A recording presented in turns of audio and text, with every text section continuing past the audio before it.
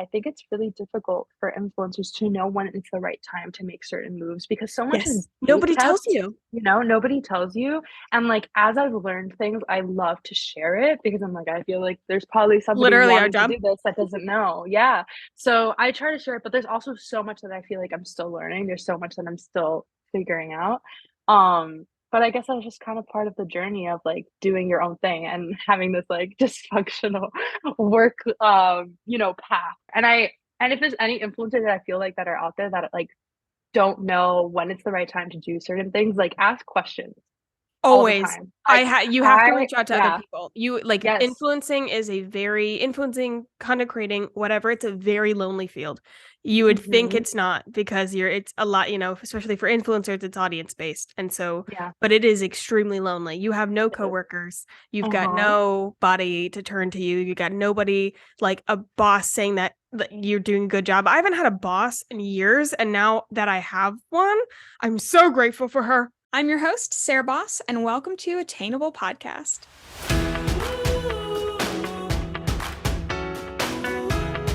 Perfect. All right, ready to get started? Yeah, let's do it. I'm so glad that you're here. I'm so excited to be talking to you. We met so briefly, and now I'm like completely invested in your all your socials. I'm very inspired by you. Let me get that out of the way. I'm very, very inspired by your content Oh and your my whole process. gosh. But this is absolutely a selfish podcast for me. As far as I love all the guests I bring on, but some of them I definitely pick because I'm like, I want to talk to this person. So thank you so much for coming on. Will you just introduce yourself for the people who don't know who you are? Well, first of all, thank you so much for the love. So my name is Elizabeth Jude. I am a digital creator and entrepreneur. Basically, I think that's how I would describe myself. And yeah, so on Instagram, on any social platform, it's at Elizabeth underscore Jude underscore. And the commonly asked question is Jude my last name? And no, it's not. It's my middle name. I've always felt very connected to it. So when I was like in high school, I think is when I started using that and it just kind of has been how people know me now as Elizabeth Jude. But it's not my last name. My last name is Baptista, which is Portuguese. Because my dad's side he's Portuguese Canadian, and then my mom is Latina. So Jude kind of comes off like neither one of those. So it's just very confusing to people. But that's But yeah, what a great like blended name, and that's such a fun like yeah. story behind the name. I have questions of course prepared, but now even as we're talking, I was like I don't really have to prepare much because I know this conversation is going to just kind of flow. So I already have questions, but what kind of content do you post in general in case somebody doesn't follow you? So originally I started on Instagram and it was all fashion content, a little bit of lifestyle. And then on TikTok, the same thing. But I actually blew up on TikTok and grew my TikTok account talking about the back end of being an influencer or starting out as an influencer slash micro influencer is like the term people like to use. So I would share like marketing tips or like hashtag tips on like how to grow on Instagram. I was like one of the first people to kind of like talk about that specifically on TikTok. Now I feel like there's a lot more creators that are open about that. But yeah, and so when I started on TikTok, I had like maybe 2,000 Instagram followers. I was definitely like micro influencer. And then I started what then became known as 100 Days 10K, and that's what grew my Instagram account and my TikTok account kind of blew up. And what I was talking about is basically just like everything that goes into a post, everything from the hashtags, the caption, like, or even sometimes I would take my audience shooting with me and like what it's like to do a content day and stuff like that. So then that's kind of what my content has evolved into. So I think I'm fashion, lifestyle, and then the back end of being an influencer. There's like several niches going on Just at the like your moment. life, all aspects of your life. Yeah, yeah, I yeah. love that. I didn't look. How many followers do you have now on Instagram? Right now on Instagram, I'm like right about to hit 8,000. I had 8,000. Things have been fluctuating, but I'd say I'm right around the 8,000 mark. And then on TikTok, I have like 35,000 or so. Yeah. So Oh, yeah. that's awesome. So, you introduce yourself, content creator, entrepreneur. Hmm. Have you struggled with your title as somebody who is an independent contractor-esque. You work for yourself, meaning there's nobody handing you a job description. Have you ever struggled with that and what to call yourself, or when people ask like, hey, what do you do? Yeah, like an identity crisis. I'm like, this is a leading question because you can tell I've had this problem. Yeah. Yes, definitely. Absolutely. I mean, well, I've always wanted to be an entrepreneur like since I was a kid. My entire family is entrepreneurs. My grandfather, my dad, my mom, all of us. And so like I always knew that that would be like what I will be one day, or that like I want to embody that. But the way in which I've done it not at all the way I thought it would end up happening. So it was like really hard for me to just like click and be like, I am a boss, I am a CEO, I am a, whatever title you like to use. It took a while for me to get that because at first I was doing this, like obviously trying to pursue being an influencer. But it's really hard to like actually consider yourself a legit business. You know what I mean? Because you're doing this in the beginning, you're doing it for free, basically. I mean, you're working, you're shooting the content, you're posting it, you're marketing yourself. Nobody's paying you in the beginning. So it's like, okay, is this a business? Like, can I consider myself that? Like, yeah, there's definitely that imposter syndrome. And then as you start to make money and monetize it and grow a following, it starts to help legitimize it a bit. So I feel like as I've been able to do that, and now I actually do own a company, a corporation, like as legit as it can get. So it's like, okay, Elizabeth, come on. Like now you actually have to say you're a business owner. But when yeah, you put the paperwork in, it does feel a lot more like, oh, okay. So much. Yeah, it feels so much more like real, right? But I feel like I've been doing the same thing for 2-3 years now. So it's like, but nothing has really changed. Like I should have just considered myself this from the beginning, because I was acting this way and functioning this way for a while now. So it's just the paperwork is there now. So yeah. So I can officially say it. But yeah, I think I definitely have kind of struggled with like what that title is. I think ever since the birth of the phrase just creator, like calling yourself a creator, is very liberating to me. I think the word influencer like gives a lot of people the ick. It does. When I just say it, yeah, when I just say well, when I first started, I was technically a blogger. Like I have an actual blog. Yeah. Because that's kind of what it was. I think when I started blogging, it was already dying a little bit, but that was what my brain thought was like gonna make myself an influencer. Like I needed to have a blog, right? So I did the blog, even though I don't think it was really blogging time. But anyways, so at first I could say blogger, and then it was like blogging is dead. Nobody says that. Influencer, and then there's like that whole ick behind it, and then now it's like creator, and I'm like, oh, I like. Oh, this feels nice. Like we're all sitting here. Yes, I feel like I'm a creative. Yeah, because I mean, at first I was doing photo content, now I'm doing video content. So like, I feel like all of us really, we used to say we're influencers, photography, but now we have to create all sorts of different content, podcasting, video, long form video, photo. Like you can't really categorize yourself. You just call yourself a creator. And I actually really do love that phrase. And I try to use that as part of like my title, because I feel like that's essentially what I am, Yeah. I searched so long, like for a title especially when I was freelancing, because I was doing before of course I haven't started, I'd say no, it's not official. Like I have not started influencing until March. So before that I was in freelancing, but I was doing social media and I was doing social media posting, but I really wanted to be an influencer. I didn't even really understand how much I wanted to be an influencer. And so I was like, how do you give yourself a title when nobody's there to give it to you? And especially coming out of college where it was very systematic. And entrepreneurship is so not. Like I really, really wish that every person has to take a class on, like, I don't know, like dysfunctional career path, or life blows up in your face 101, or like we could really use a little guide. I love that title, dysfunctional career path 101.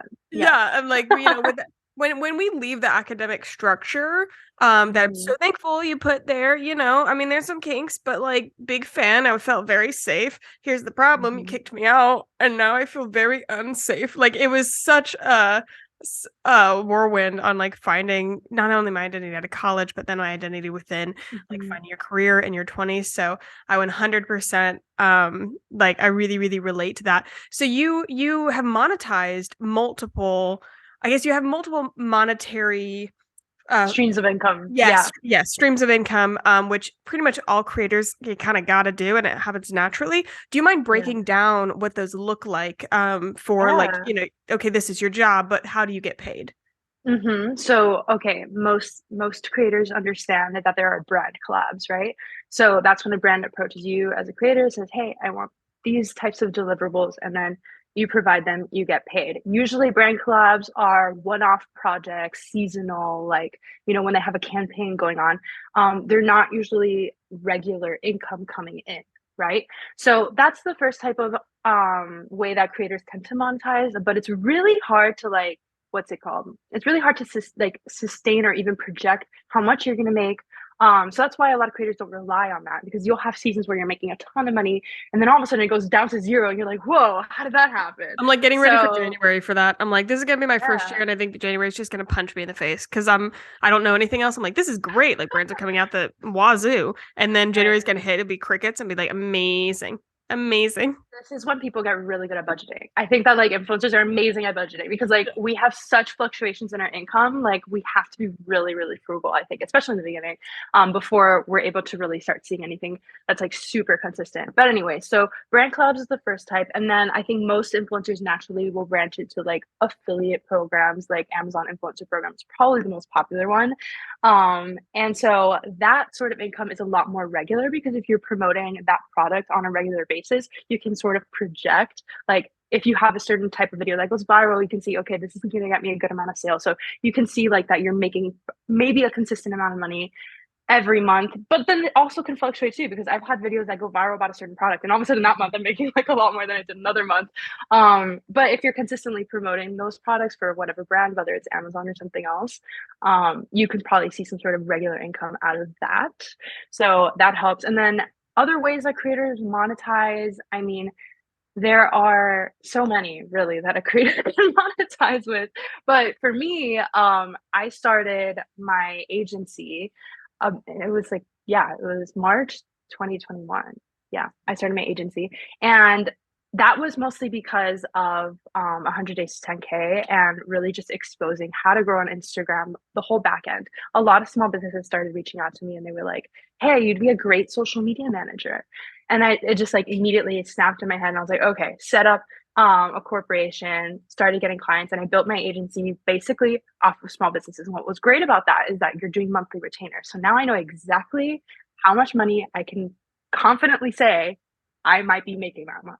Right. So I think like for influencers, finding something like that, like some sort of monthly retainer situation, makes it really, really nice and helpful to be able to project how much you're going to make. Anyways, after a year after doing that, then I got like my first bigger clients. And then from there, it's been like, okay, my main source of income right now is my agency. I make most of my money off that than influencing, which is something I hope ends up leveling out, But that's one of the ways I've done that. Another thing that the agency does is like ad work. So we'll do like creatives for ads. So sometimes that's a one-off project. So that doesn't mean that I don't have occasional one-off projects and that creators in general. I know influencers also get hired to just do an ad. So that sort of stuff helps. Other ways that creators monetize is like usage rights, like all these other contractual things.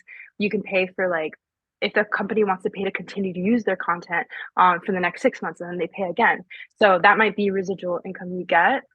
Just kind of depends on the collaboration. That's the crazy thing about this business, is that there's no like set in stone way to do things. There's not. There's so many different ways that what's it called, that contract could be created. Where, by the way, I'm not qualified to be talking about this. I'm not a lawyer. I don't know that much about contracts, okay? But from my experience, all the contracts are pretty different, and like sometimes they're asking for different things, and like try to be very careful about what you sign. Obviously, that's my advice to any influencer. Signing contracts, I don't know about you, but it really like gives me anxiety. It should give me more anxiety than it does. Yeah, like I am way too laissez-faire, and thankfully I think I'm signing on with management, which I was really nervous about, but we're kind of like in the chats right now, but I'm essentially gonna laissez-faire sign their contract.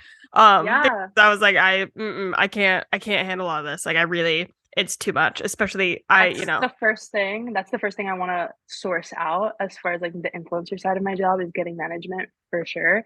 Actually, like I don't know if I'm allowed to throw you a question, but like how do right. you Yeah, no, know, whatever. in your opinion, like when did you feel like you were ready to get management? When I saw somebody who was smaller than me doing really, really Uh-huh. well, and I asked her why, and she said she got management. No way. And yeah, I'll go ahead and throw it out because it's all public Mm-hmm. information anyway. So Erin of Money to Miles on TikTok, we've become like internet friends. She's an amazing creator. I really look up to her. Yeah. And I just think she's extremely smart. And she also has, just like me, like a 9 to 5 job. Mm-hmm. I think hers is outside of the industry. My 9 to 5 job is also TikTok. So it's like I'm literally doing Yeah. this all day. But she's a finance influencer. So one of her videos, she did a breakdown of all the money she made as an influencer. And of course, she did the video, so like I feel like I could talk about it publicly because she did. And she made $8,000 in the month of Mm-hmm. September or October or something like that. And I was like, "What the fuck am I doing?" Like I'm not making that much. And I was like, I messaged her. I was like, Erin, what are you doing? Like, how do you handle all this? Because I'm an inbox zero kind of girl. Like, I like to keep my email very clean. I have not, like, it is having the, like, I started my job in June and like I just started influencing in March, I guess is when I blew up, and like things started kind of coming in like July. And so Mm-hmm. this is still very new. I was like, what the hell do I do? She was like, oh girl, I got management. I said, you what? Yeah. She was like, yeah, they approached me. I was kind of like nervous about it. I was like, yeah, I didn't think that I was there yet. I kind of felt like it was a, like somebody else would come around and be like, oh, you can totally do that for yourself. Like you're just doing it wrong. Mm-hmm. And I didn't want to just like jump on that train. But then I saw, she was making $8,000 and I was like, yeah, you can take 20% because I'm not making half that right now with managing myself. So that kind of like gave me permission. But even talking to the management agency, I think like it's always worth conversations. They're based in Nashville. They're super nice. And like, it was interesting because they were asking me like what other platforms I was on. Like they were interested in my Instagram, which is not that big. And I don't put as much effort into it as I think I could. I know I could, and I think I'd like to. They wanted to know if I had YouTube, Pinterest, like what other, even casting, like was I interested in going into like TV roles, which I've done before. So I've really liked that just as extra, but I was like, hell yeah. So I think they're like the fact that they're interested in all platforms, it's a lot more of how well-rounded you are as a creator than like size. I think the size is more of a vanity metric for like, and also the impact you have like on your own community. Like, is your community engaged in your content? So like I have considered management kind of recently, and I've been back and forth about it. Something that I did realize was the same thing where like I saw smaller creators and they were making much more than me and they had management, and I was like, wow. I also recently made a friend who's a manager, so she was able to give me really good insight onto like how that could even help me. But something that like the little voice in my head is like, you're not big enough for that. Like that's not justified yet. And it's like it's messed up because like I mean the truth is like out from the outside looking in, like it seems like only the girls who are super mega famous on Instagram or on TikTok like deserve management, which is so messed up to say, because like the reality is that everybody's business, the way it's structured, is very different. And this isn't, being an influencer isn't actually my full time, right? Because I have this agency similar to you. You have your 9 to 5 and then you do this. So in our case, it's like, okay, maybe I'm not big enough to be doing just this, and then therefore I don't need a manager. But considering all the other moving factors that you have a 9 to 5, it's like I'm running a company. It's too like, much. Whoa, yeah, exactly. It's too much. You and to know that all. I could be making more money, I was like, that's stupid. Then that is stupid for my pride or my imposter syndrome to get in the way of that. It definitely, like, I'll always be very transparent. It was very helpful in that I look up to Erin as like a better creator than me, but she has under half the followers I do. It doesn't matter, in the grand scheme of things. Right. But that was sort of a vanity piece for me, where I was then able to sort of justify that because, that just kind of feels good. But, I don't see us as very different. And so to see a peer, then I was like, oh, okay, that kind of like gave me permission. And Yeah. I just kind of had the conversation. I'd say like if you're nervous, like open up the conversation with, if you've got agency in mind, or if you want me to like recommend this agency, probably when we'll talk about this for sure. Yeah, we'll talk about it after the call. But yeah, like happy to make connections. I think it's so hard. What's it called? I was going to say that I think it's really difficult for influencers to know when it's the right time to make certain moves, because so much is nobody tells you. Nobody tells you. And like, as I've learned things, I love to share it, because I'm like, I feel like there's probably somebody literally wanting to do this that doesn't know. Yeah. So I try to share it, but there's also so much that I feel like I'm still learning. There's so much that I'm still figuring out. But I guess that's just kind of part of the journey of like doing your own thing and having this like dysfunctional work, path in a way. So yeah, but it's definitely something I'm looking to explore. And if there's any influencers that I feel like that are out there that like don't know when it's the right time to do certain things, like ask questions. Always. You have to reach out to other people. Influencing content creating, whatever. It's a very lonely field. You would think it's not.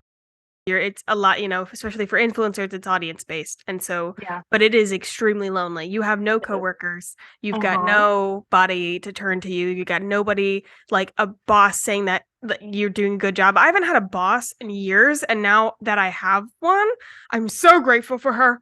I'm like, oh my God, you don't know how good it is to be on a team. Like I really am so grateful for that. But still, like, I have my other side where and I'm used to being alone, and it is really lonely. You have to find like other friends. Yes. And I guarantee if you reach out to other influencers, we're all thinking the same thing. We're like, can I ask you some questions? Like, what the fuck are you doing? Yeah. And then I'll tell you with your life. And we're all just like staring at each other like, does anyone know what's going on? I love it too, though. Funny sense of community really within like the influencer space, where like a lot of us don't know what we're doing. So if you reach out to influencers, especially like in a similar range as you, or a similar point in their career as you, they're always gonna, I've never had an experience where an influencer was like trying to be gatekeeping with me in the DMs. Yeah, like if I've never had that, but I'm sure that's they normally answer. Yeah. But at the same time, I'm not asking like I'm not asking like Victoria Paris for advice. Like, right. Lol. I'm asking like other local Miami influencers, girls maybe similar to my size or maybe slightly bigger than me, stuff like that. And so, yeah, don't be afraid to ask questions and like reach out I think it's so cool that like you're just having conversations with management just to like explore and see what this could be like. I feel like that's probably the next step for me. Is like I need to like ask more questions. I need to like actually talk to talk to a manager, and I know you said you had a friend with the manager, but talk to agencies and see what they're like, what they are like, because it's amazing. They're not scary, and they're actually very cool. At least the ones I talk to. But yeah, it's crazy. I want to steer the conversation a little bit, because I'm very inspired by your content from a creator perspective, because you do look at it just differently, and you know how much work goes into that, and so the creator, the curation of specifically your Instagram content. Big fan. And you are, to my understanding, primarily an Instagram girly. Like that's kind of originally. Yeah. Can you talk a little bit about that? Because I don't think I've actually heard somebody or like, really heard anybody in a very long time speak highly of Instagram. But that's kind of where you like, that's kind of where you started. Like that's where, you got the 100 days to 10K, and can you speak a little bit about that journey and your growth on Instagram, and also not just growth in terms of tips, but how you see your Instagram? Because I think it's really interesting how platforms, and like when you're building your platform, there's a point that you get to and it changes, but there's a point you get to that you kind of click with, like this is what this platform means to me, this is what these people mean to me, this is what I do on this platform. It's like a point of ownership. So I'd love to hear like how you feel about your platform in that way. So in general, the way I feel about Instagram is very different than the way I feel about TikTok. And even I explain this even to brands sometimes. I think that TikTok, people love it, right? Because we can go viral, right? That possibility of exposure is so much higher on there. Now with Instagram Reels, I know things are obviously shifting, but people love TikTok because of the authenticity of it, because you can go viral, because I feel like people are even like more themselves on TikTok, because they don't feel like they need to be that curated or that perfect on TikTok. But on Instagram, one of the really powerful things about it, I think, is that the sense of community that you can create on Instagram, and also the fact that as a creator, you can create so many different types of content. And so you can have stories, reels, photo, like all of that in one place. And so you can create a story and like literally tell a story in so many different ways that I think as a creator, for me personally, my opinion, is sort of liberating, right? That I don't have to always do a video. I could do a photo if I wanted, or I could do a story that's going to go away in 24 hours and I don't have to stress about it, you know? Like it's, if I say something, whatever, it's like, okay, like it'll be gone in 24 hours. It's not that deep, right? So the ability to be able to do that, I think is really cool. And I also think that like Instagram, even Instagram DMs, like I feel like TikTok DMs is not as popping off as Instagram DMs is. I feel like my ability to connect with people there is a lot more powerful than it is on TikTok. So I really like Instagram for community building, if that makes sense. I like TikTok for exposure, and that's like a little strategy tip for anybody who's trying to grow out in social media. Use TikTok to get exposure, but use Instagram to create depth in your content, and really show as a creator all the different ways you can create content, but also like as an influencer, you can share yourself in so many different ways and like build a deeper connection with your audience. And I think something similar happens when you do podcasts. So I think that like Oh yeah. you can have this audience that's really big, but you can create like a very cult like, I think that's a funny word to use. I love that word, cult like audience. When you have a podcast, because you're creating a more deeper level of conversation.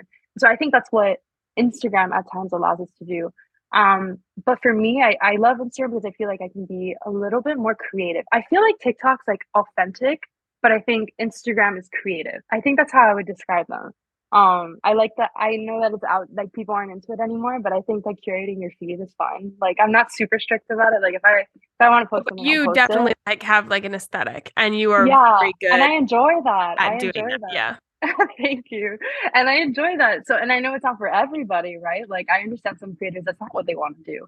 But yeah, that definitely brings me joy. So like why go against the grain on that? Like if I'm naturally doing it because I love it, then I'm just gonna keep doing it, you know? Eventually I'll get bored and then I'll stop. But for now, I love it. Yeah. I absolutely love the curation. I think curated Instagram is coming back a little bit. Yeah, I'm hoping it's not IG blogger era. Like Mhm. I'm like I could do without that. Yeah. But I do think that there is an element like bringing back the creativity of Mhm. Instagram and not the comparison of Instagram would be really, Yeah. really neat. And I think that's starting to happen. I think that's where the photo Yeah. dumps sort of are moving Right. towards. I'm Now I'm such a like, fan of those. I I love love the those. I photo have so dumps. much fun. I'm like, everybody understand, like, this is still curated authenticity. Like, it's whatever, Yeah. but you do get to be creative with it, which I love. Mhm. I want to do some like not rapid fire, but just some like sort of fun questions. So Okay. I love your style. I love the way that you curate your Thanks. style. Can you give a couple tips on finding your style, on Mhm. like creating outfits and curating your closet? Yeah, so I think when it comes to finding your personal style, I feel like I'm still on my personal style journey. I've been sharing a lot of that on TikTok lately, but I think it takes a lot of soul searching. I would say try to stay off social media. Sounds a little crazy because everybody wants to get like inspiration from Pinterest, which is not always bad. But I think that it's there's a lot of power in just like stepping away from social media, looking at your closet, or going into a store or online shopping, whatever you like to do, and finding what speaks to you, right? And I think that that's what ends up creating more of a unique style, you know? And I think that staying away from trends is a good idea. That also helps you find like what really makes your style your own. So yeah, just a little bit of soul searching and staying off the social media will help. I no, I love that. I think the social media thing is probably is a good tip. I when I need to challenge myself, like I'll go to my closet and pick out like one item and then I'll style around it because I'm like, I just need a Yeah, sandbox to plan. Like if I just look at my closet, I'll get overwhelmed. But if I have like one really. item, I'm like, okay, now we can like move My around this. closet my closet is my happy place. Like Is you know it? how people like freak out over like spring cleaning? Like I Yeah. spring clean like every season. I love going through my closet, having a giant mess in my room, trying everything on, playing dress up, and like finding outfits, deciding whether or not I like something anymore. Like That is me thriving. I enjoy it so I much, which is love like so psycho of me. no, I love that. I think that this winter, winter's just not my season. Winter is I not agree. my season. I'm not a Like, fall winter girl, but I also live in Miami, so maybe it's just yeah, 'cause, like I just don't understand it. yeah, I don't. I have no idea how to dress for fall and winter like at all. I got Newly, which has been helpful because then I can like get these giant coats and like try to style them, but I don't have to keep them because I don't want to pay $400 for a giant coat. Mm-hmm. I just want something to play with and keep me warm. So, Mm-hmm. um, so I've been really loving that. But, okay, 3 brands that you are loving right now, obsessed with right now, can be in any category. Oh my God, that's so hard. Okay, well, like realistic brands are like I like to shop from. Urban Outfitters has always been a love of mine. Like Interesting. Okay. I think I know sometimes I seem a little bit of a minimalist, sometimes I seem preppy, sometimes I seem European, but other times I'm channeling the Urban Outfitters girl. Like Yeah. my style sometimes goes all over the place, but walking to an Urban Outfitters store, it gives me peace. Two other ones. Oh my God, this is so hard. Okay, Zara. I'm a little basic like that, but Zara is just I they got the good, they can hit it right yeah, every time. yeah, I have a love for European fashion, like love, love, love. I've been traveling to Europe since I was little. My parents have always done that. So like I'm obsessed with European culture and I'm obsessed with European fashion. So even though Zara, they say they're like, oh, it's not like super European. I get it. It's not the most authentic thing, but like it's the closest thing that I'm gonna Yeah. get here in the States. So I love it. Um, what else? What other brand? I love so many. That's so hard. Let's go. I'll give you 2 more categories. I want to do like food and bev, which is gonna kind of be weird, Ooh. and beauty. Okay, well, food and beverage. Lately I've been loving like mojitos when it comes to like why did I go straight for the alcoholic drinks? I'm sorry. No, I Lately love that. I've So lately I've perfect. been such a mojito girl, but like when I'm trying to be cool, I'll have like a what's it called? An espresso martini. Oh, I don't do espresso, so I don't do chocolate or coffee. So like, oh, that's the other thing about me. I'm a coffee whore. I love coffee. I like before it's like 12 in the afternoon, I've probably had 2 coffees already.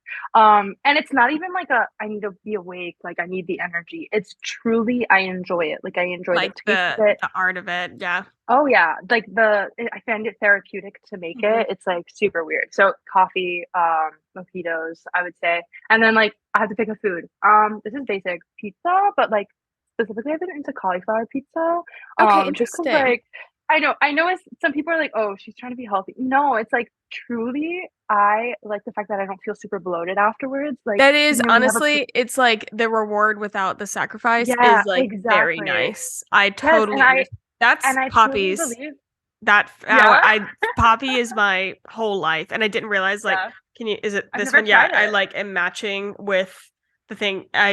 I love this brand. I love I love their marketing strategy because I'm a geek, but then I love their product. Like I love Poppy so much, and I'm such a cheap ass. And these are not like cheap.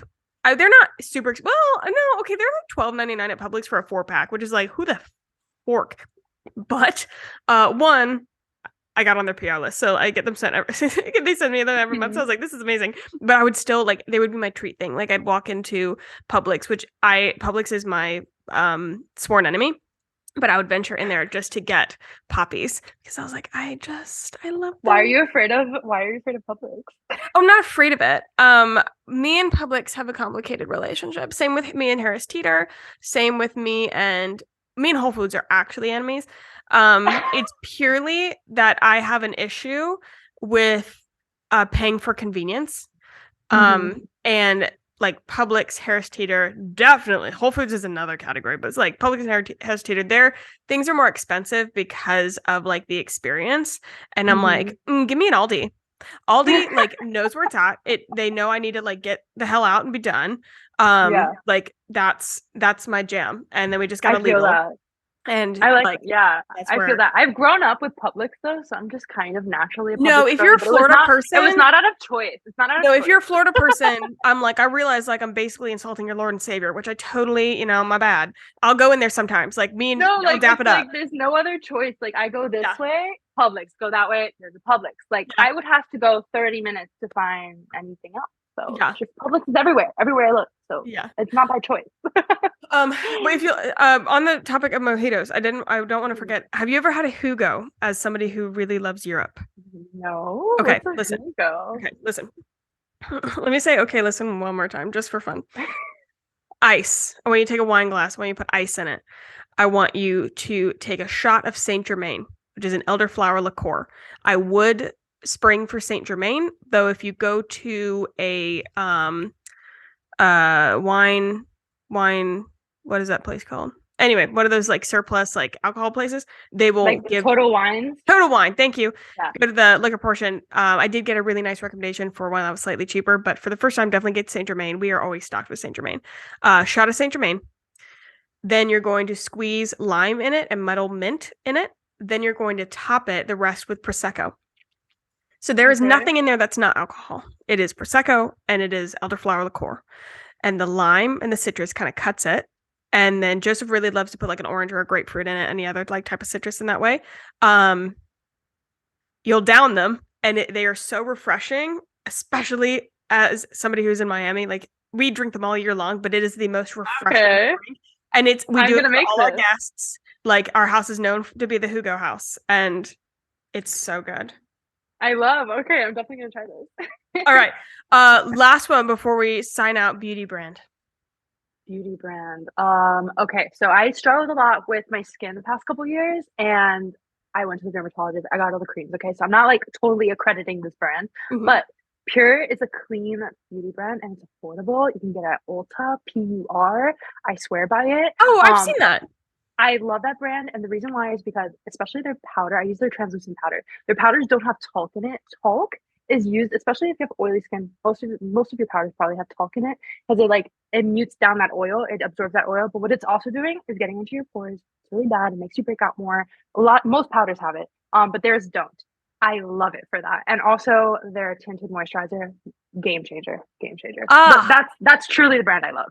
No, I love that. And that's a brand that I really haven't heard. Like I've heard of the brand, but I haven't heard it like from other people before, which is so exciting. Thank you so much for coming on. You're so inspiring, so talented, and I'm so grateful that you were willing to come on and be authentic and you're just awesome. Thank you so much. I really love doing podcasts, so thank you for having me.